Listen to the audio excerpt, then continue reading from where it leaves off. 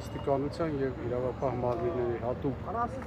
բոլոր ստորաբաժանումները վերված են մարտական վիճակի, սակայն նրանց հատուկ գործողություններ կատարելու ցուցում տրված չի։ Առայժմ ընթանում են բանակցություններ։ Հաջողություն չկա, Սեֆիլյանը մասնակցում է այդ բանակցություններին։ Լուրեր կա, որ իրեն բերել են որպեսզի բանակցի։ Ոչ, չեմ բերել։ Իսկ նման նպատակ կա։ Առայժմ ոչ։ Ինչ տեղեկություններ ունեք ներսում, ինչի շուրջ եք պարոն Պողոսյան, Ներսում իրենք պահում են պատանդներ ոստիկանության աշխատակիցների, զինված են, կրկին անգամ մենք իրանց հորդորում ենք հեռու մնալ սադրանքներից, հանցագործությունից, մարդասպանությունից եւ ավելորդ արյունահեղությունից։ Հարձակվողները քանի հոգի են, պարոն Պողոսյան։ Բանակցությունները իրենց պահանջը ես կրկնում եմ չի փոխվել, իրենք պահանջում են Ժիրայր Սեֆիլյանի ազատագրել։ Վիրավորները ներսում են, պարոն Պողոսյան, թե վիրավորները տեղափոխվել են, ցավոք սրտի տեղափոխվել են նաեւ մահացածի դին։ Ասում են ոստիկանության օպերատոր է վիրավորվել, ճիշտ է։ Այո։ Իսկ ովքեր են պատանդի վիճակում, պարոն Պողոսյան, ովքեր են անում։ Ոստիկանության աշխատակիցներ։ Պարոն Պողոսյան, սպանվածը ինչ հրազենային վնասվածքի հետևանքով է սպանվել, ինչպես է Այո, սպանվել։ հրազենային Հարձակման հետևանքով հարձակման արդյունքում, այո։ Իսկ քանի հոգի են հարձակվողները։ Հիմա գնդի տարածքում քանի։ Մի խումբ մարդիկ թույլ տվեք թվեր չհրապարակել։ պարոն Պողոսյան հաջողվել գրավել, պարոն Պողոսյան։ Խաղաղ պայմաններում ձերի մեր ազգաբնակության անդորը պահող խաղաղ ոստիկանին մտնել սպանելով եւ ոստիկանի կողմից համարժեք պատասխան չստանալով։ Պարոն Պողոսյան, դա ուշագրավ է, առավել եւս որ իրենց հետ կապված ամեն դեպքում նախկինում եթե դուք վնասազերծում էիք, նոյեմբերին էլ ասում էիք, որ կապ ունի Հիմնադիր խորհրդանի հետ, վերջերս նույնպես նրանք պարբերաբար հայտարարում էին զինված ապստամբության մասին։ Ժիրայր Սեֆիլյանը ուղերձ էր ուղարկել Գարեգին Չուքազյանին եւ այսքանից հետո Եվ դրանից առաջ ոստիկանները տեղեկանում էին օրինակ Շահենի բոլոր քայլերից, ինչպես ստացվեց, որ այս հարձակումից անտեղյակ են եղել։ թերություն տեսնում եք ոստիկանության գործողություններում։ Բոլորիս գործողություններում էլ թերություններ տեսնում ենք, անթերի ոչ մեկ չկա, մեզանից սկսած ձեզանից։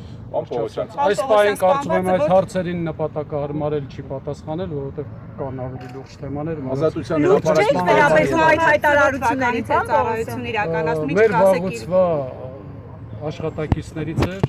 ցավոք սրտի, ցավակցում եմ նրա ընտանիքին, չեմ էլ ուզում այս թեման շարքվի։ Մեր բոլորի այդ թվում նաև վաղուցվա մարտական ընկերը ամենալավագույններից մեկը։